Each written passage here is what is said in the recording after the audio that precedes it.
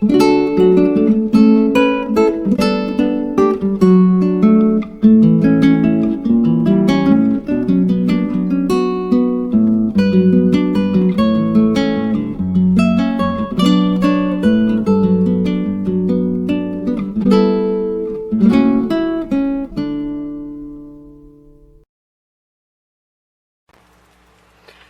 everyone, welcome to Monograph Monday.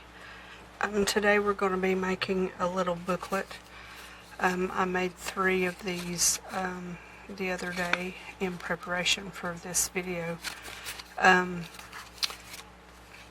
They're just little, just blank pages, tea stain pages, just to slip into a pocket or tuck spot inside a journal.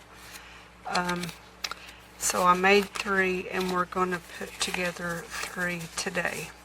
Now the paper pack that I used is from Hobby Lobby, and I cut these out, you know, down this way and across this way, so that I got 6 booklets out of the whole 12 by 12 sheet. And then, as you can see, these are single-sided, but I used the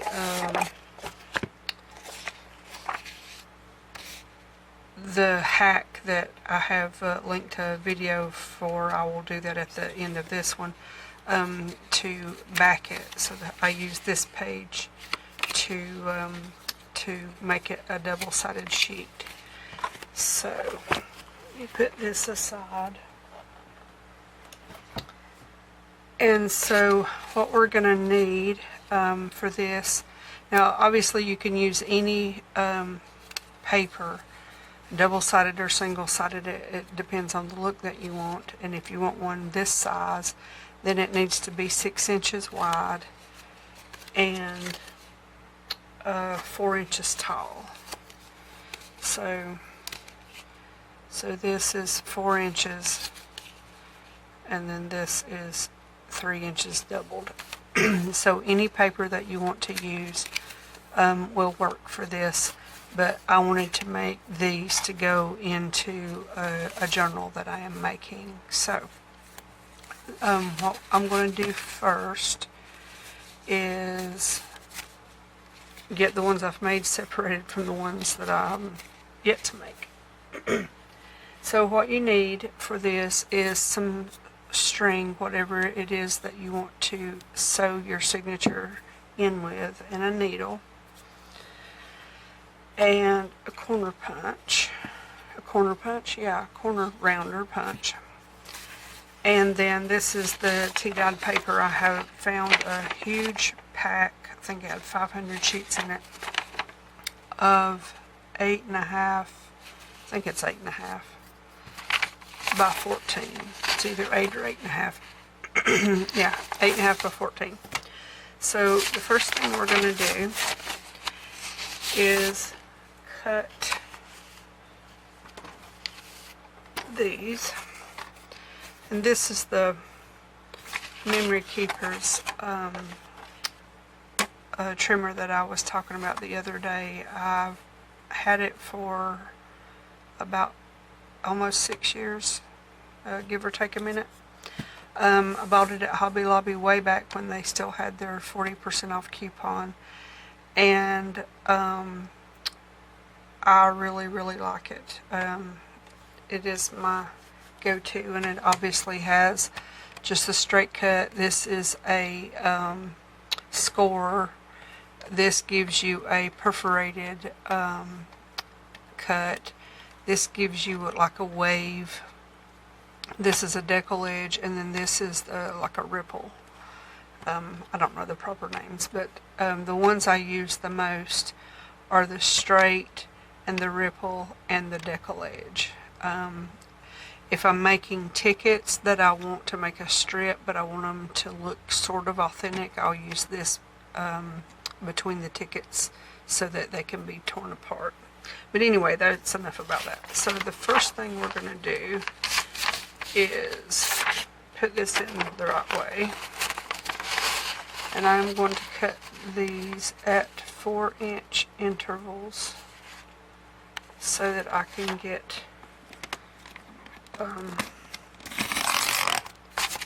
3 pages. Now, the one thing, the major drawback to this particular type of trimmer is it doesn't really have a blade, or it doesn't have a groove. Let me rephrase that. It doesn't have a groove.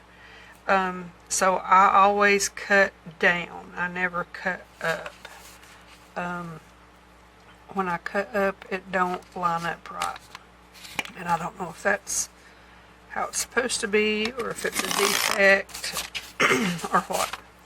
All I know is it works out better for me if I do it this way. So that's 4 inches, and then we need to cut it at 6.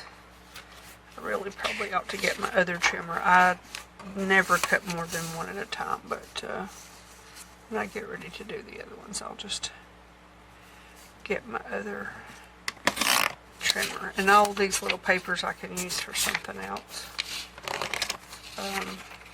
They'll just go into my, I have a little drawer over here that's my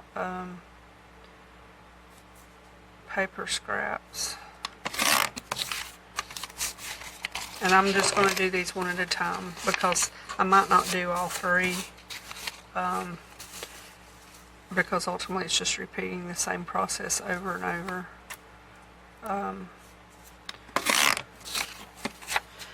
Okay, so let's put this away,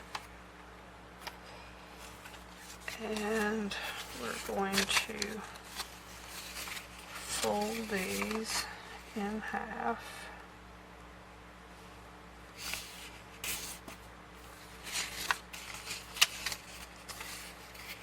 And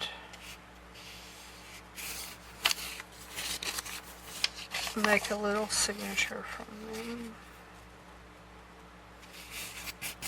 Okay.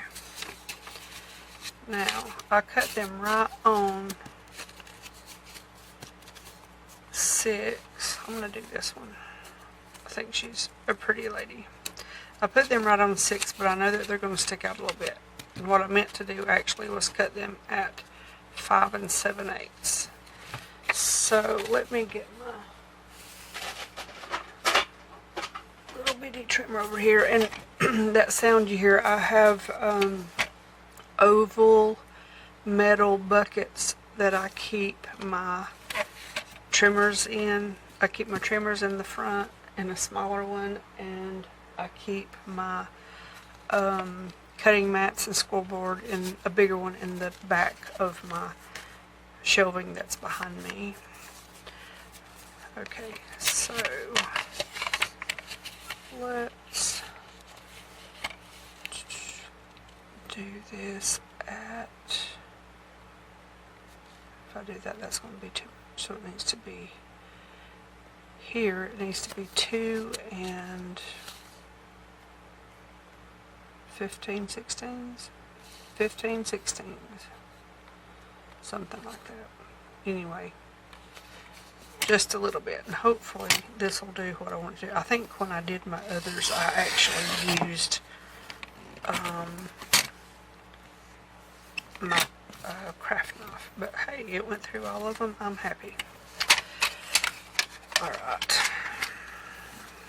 so, and I have to kind of clean as I go. I can't, yeah, I can't do that.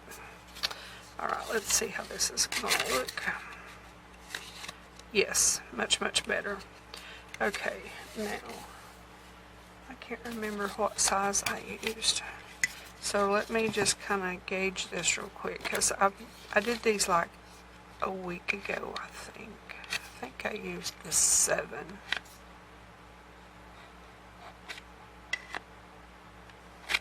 I know I didn't use the 10. Okay, I'm going to go for the 7. That's what it looks like. So, I wonder if this will cut all of these at once. Should I risk it? Ha! Hot dog.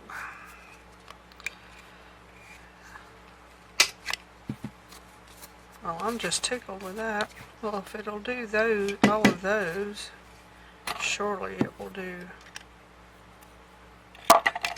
this. So let's put that there and that there.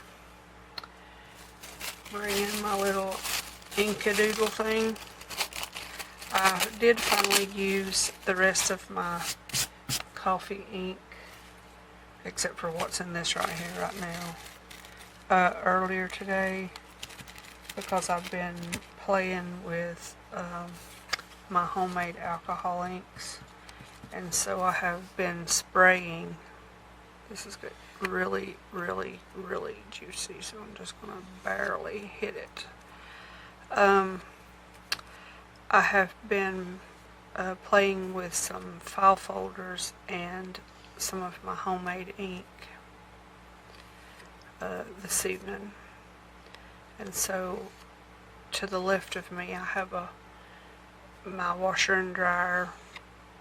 I have everything that I've done drying for a project next week, and because of that I don't have my iron set up.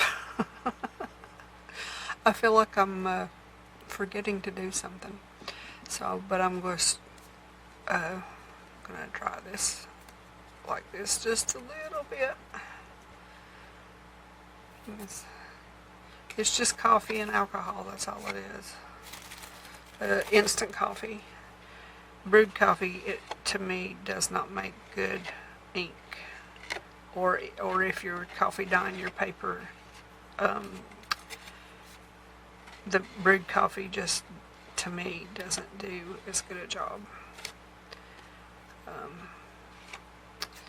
But I have decided that I am no longer going to be making a bath to put to coffee dye my pages. I'm going to do it with alcohol. Well, because it looks more real to me, like a vintage document would actually look, more than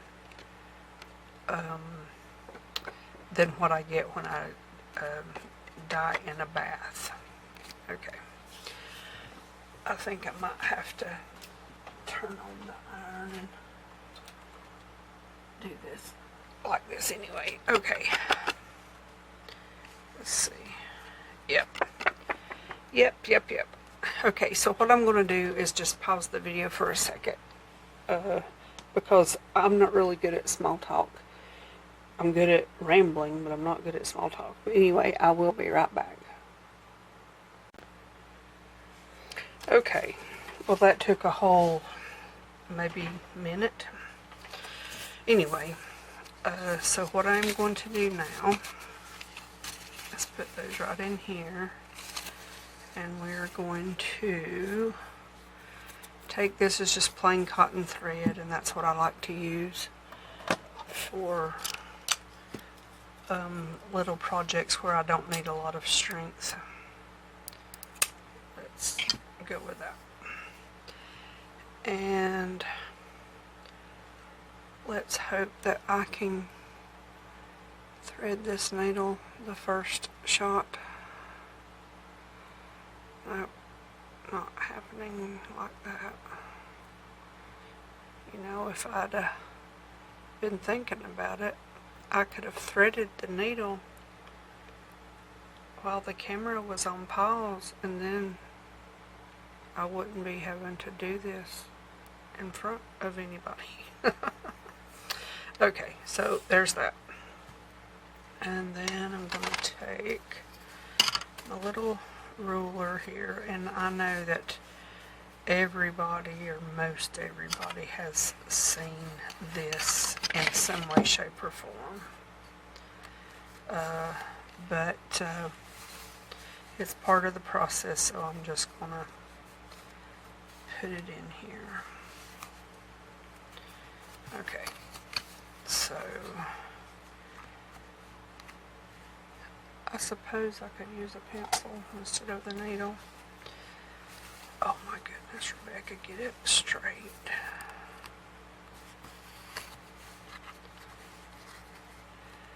So, line up your ruler here, find the halfway point. That's what I do on little stuff like this.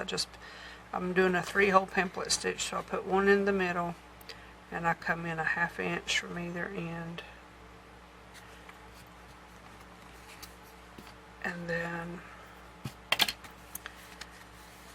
with this little stuff, you can just hold it if you got a big, thicker book.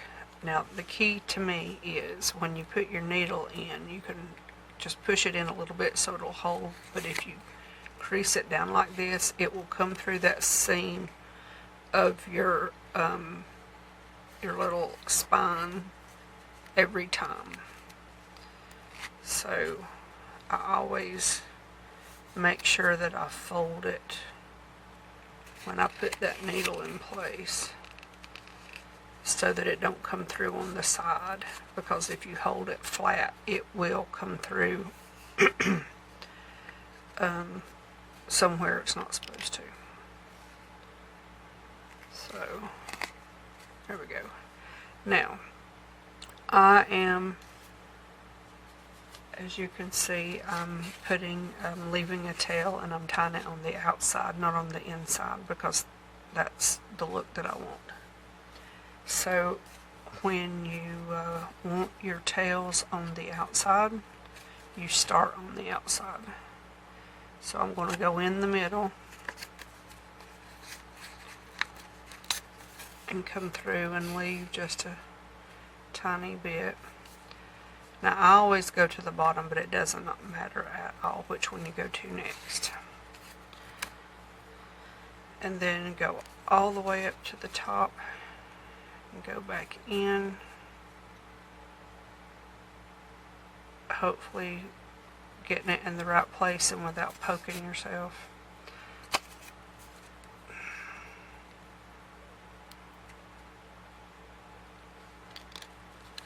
It's not wanting to cooperate with me. I usually use little bulldog clips, and I'm not this time. See, if I folded it and there it went right through.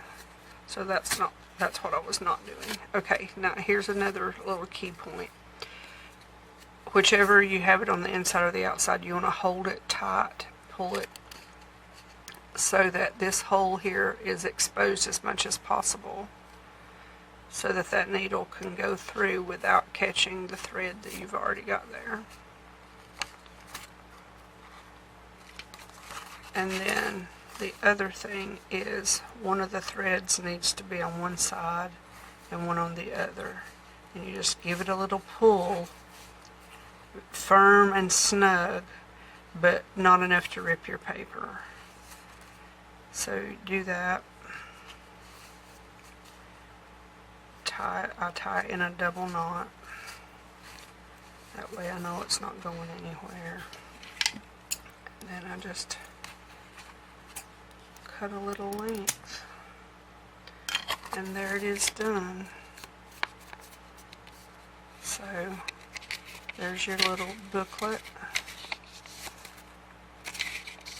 Just a little journaling spot. You can get it's small enough to fit in most pockets. It can fit in a tuck spot. It could be clipped with a paper clip or anything else to a page or anything like that. So you've got all kinds of places you can put it within a journal. So I have a journal that I'm making that I started with my daughter back in May, I guess it was, when I was teaching her different procedures, I guess is a good word, and we were crafting together. Now, she lives in Indiana and I live in South Carolina, so obviously we weren't doing this side by side. What we would do is we would pick out a video off of YouTube that we wanted to make the project, and we would both watch it, and we would make it, and then we would text each other back and forth. At the time, she didn't have internet. They had just moved into their new house, and all that hadn't been set up yet. So we would text each other back and forth and send each other pictures of what we were making and how far we'd gotten and that sort of thing. And we did that pretty much every day for about 6 weeks. And so she was in the middle of changing jobs, so her new job started, and so we haven't crafted together now for, I don't know, almost 2 months, and I really missed it. But I've got lots of projects that I made with her doing that, and I was thinking about doing a video about those, but I haven't made up my mind yet. But anyway, enough about that. So I'll do these other two off screen, but you can see just how to do a little simple booklet, and it can be any size. It don't have to be this small. It could be smaller, bigger, whatever, but just a simple little booklet to stick in a journal pocket. So thank you very much for watching, and I will see you in another video very soon.